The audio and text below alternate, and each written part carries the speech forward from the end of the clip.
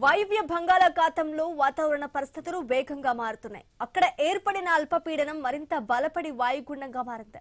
ఈ వాయుగుండం ఈ రోజు మధ్యాహ్నం లేదా సాయంత్రం లోపు ఒడిశాలోని పారాదీప్, పశ్చిమ బెంగాల్లోని సాగర్ ద్వీపం మధ్య తీరం దాటే అవకాశం ఉందని భారత వాతావరణ శాఖ వెల్లడించింది.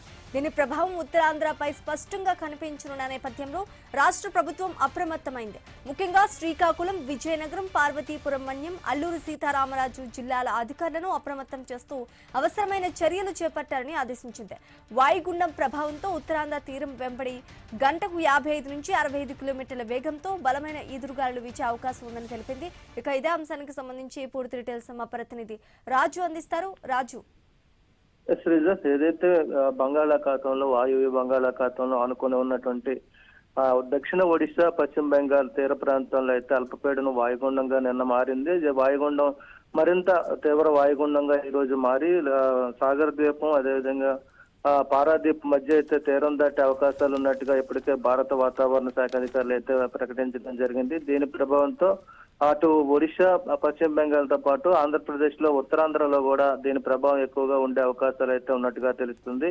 ఈ వాయుగుండం ప్రభావంతో తీరం వెంబడైతే 55 నుంచి 60 కిలోమీటర్ల వేగంతో ఎదురుగాలు వేస్తాయని మత్స్యకారులు వచ్చే 3 రోజులు కూడా సముద్రంలో వేటకు వెళ్ళొద్దని చెప్పి కూడా ఇప్పటికే హెచ్చరికలు అయితే జారీ చేసిన పరిస్థితి కనిపిస్తుంది. అదేవిధంగా సముద్రం కూడా అల్లకల్లోలంగా మారుతుంది. అలలు రాకాశాలలో ఎగసిపడే అవకాశం ఉంది. తీర ప్రాంతంలో ఎదురుగాలు కూడా భారీగా వచ్చే నేపథ్యంలో తీర ప్రాంత ప్రజలు కూడా అప్రమత్తం చేయడం జరిగింది. వచ్చే 3 రోజులు కూడా చాలా అప్రమత్తంగా ఉండాలని చెప్తూ మరోవైపు ఉత్తరాంధ్రలో విశాఖపట్నం, విజయనగరం, శ్రీకాకుళం, అల్లూరు సీతారామరాజు, అనకాపల్లి జిల్లాలతో పాటు పార్వతీపురం మన్యం జిల్లా, అదేవిధంగా ఏలూరు, యానం జిల్లాలకు కూడా ఎల్లో అలర్ట్ అయితే జారీ చేయడం జరిగింది. ఇది ఈ రోజు మధ్యాహ్నానికి వాయుగుండం అయితే ఆ తీరం దాటే అవకాశాలు అయితే ఉన్నట్టుగా తెలుస్తుంది.